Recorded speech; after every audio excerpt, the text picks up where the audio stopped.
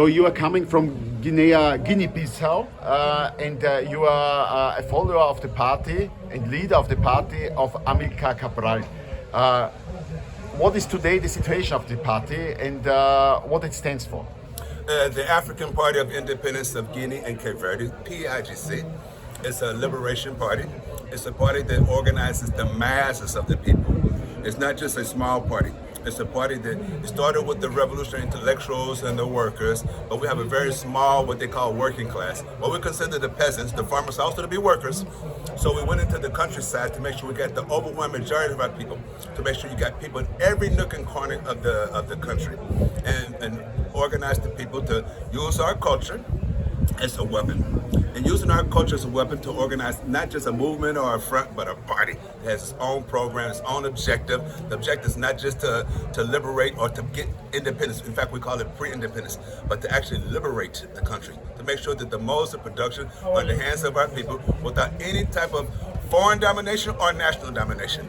And then now to use the party to unify all the different ethnic groups, all the religious groups, so they have unity, and then unify with Cape Verde, which was colonized by the same Portuguese colonists, and then unify Guinea Bissau with Cape Verde, and then unify Africa, and then unify with all the anti-imperialist forces in the world against imperialism. And so it was able to kick the Portuguese out militarily, politically, diplomatically, and it was the people through their representatives in the National People's Assembly, which was organized during the time of the armed struggle, not only in the liberated zones. I just want to make a footnote here. The liberated zones, every time we liberate a zone, we would put schools there. It might be schools under a cashew tree or a mango tree. We put health centers there, same thing. It might be the palm trees.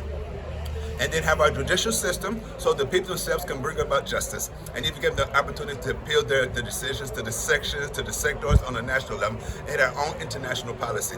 So as a result, when we had most of the country liberated, we held the first assembly, the first session of the National People's Assembly, under bombs and guns, and approved the Constitution for Guinea-Bissau, an anti-imperialist, anti-capitalist constitution, and then proclaimed the existence of the state, the Republic of Guinea-Bissau, which was recognized within 24 hours by 79 different countries like Cuba, the Soviet Union, China, Guinea-Conakry, Algeria, etc.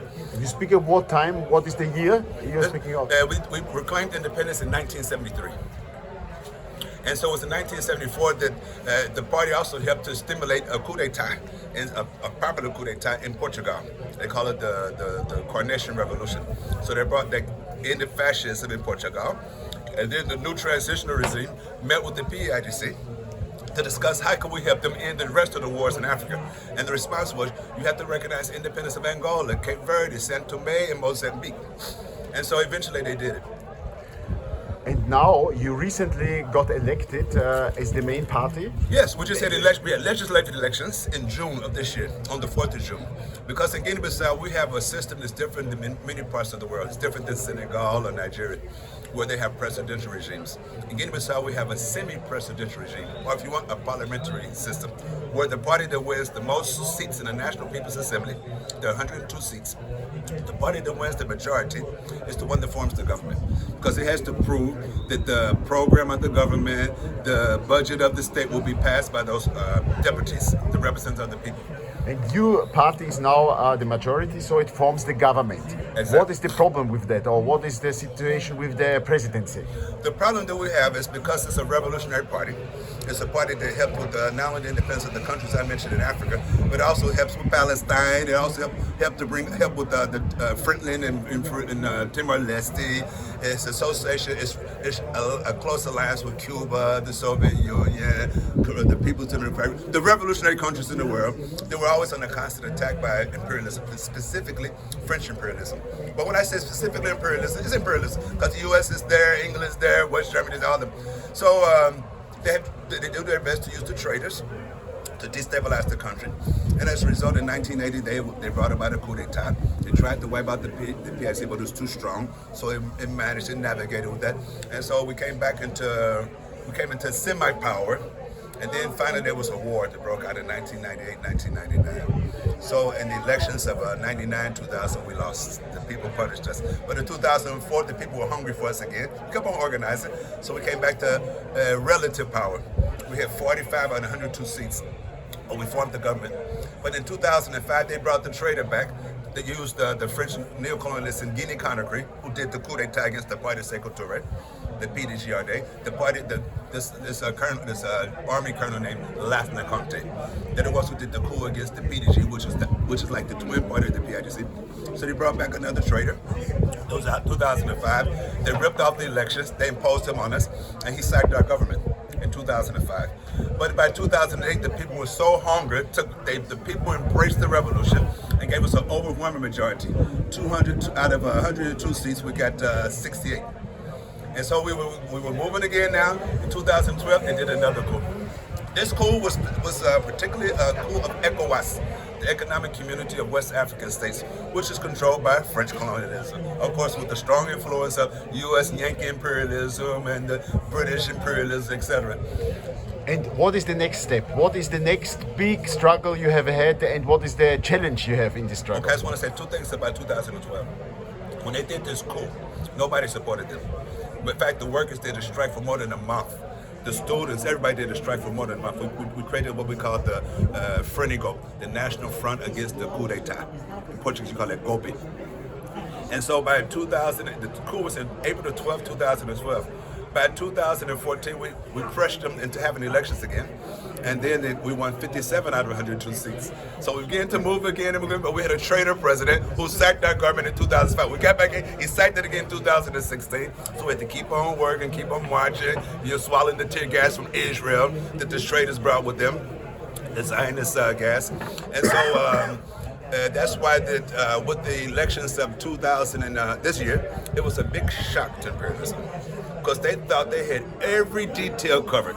They were kidnapping, they were attacking our radio station, they were attacking our party headquarters while we're meeting, they're beating our people, kidnapping our people, everything you can imagine. And so we think that the next step now is to make sure that we strengthen the party more at the level of the base. Because if you analyze why we were able to win in June with no campaign material, no cars, no posters. We had a few posters come in after the elections were over. So we think the next step is to make sure that we solidify ourselves at the level of the base, as well as reach out more to the parties that are close to us and the little small political formations, because we're sure that we're supposed to have presidential elections according to the Constitution every 5 years. The last illegal president took post illegally in February 2020, which means that the next president is supposed to take post in February 2025, which means you should have elections in December of next year, 2025, and the runoff election, if it has to happen, in December 2025. But now he's already, this illegal puppet of imperialism already announced that he wants to have elections in November 2025. So we have to struggle against that. Fortunately, the president of the PAIGC, Comrade Domingo Simões Pereira, he's also the president of the National People's Assembly, which is the number 2 figure in our structure. So that anything happens, this illegal president, he becomes the temporary president until we have elections. And he's going to be our candidate. So we know we have to watch out for everything. The assassination attempts, everything they really think that they can do. But the most important thing, in our opinion, is to make sure that we have strong relations on the international relation, but make sure that we have the bases really organized, because it's the mass of the people, their creativity, with their infinite courage, to make sure that we go through all the different challenges they'll give to us. So the next step is to make sure we consolidate our party more at the basis, to strengthen the basis even more. Because again, now our party is a mass party. In every village, every community, every neighborhood, we have structures and to make sure that they're meeting, that they're getting this revolutionary milk, and at the same time, strengthen ourselves on an international level, particularly on the West African region, but all over the world. Thanks.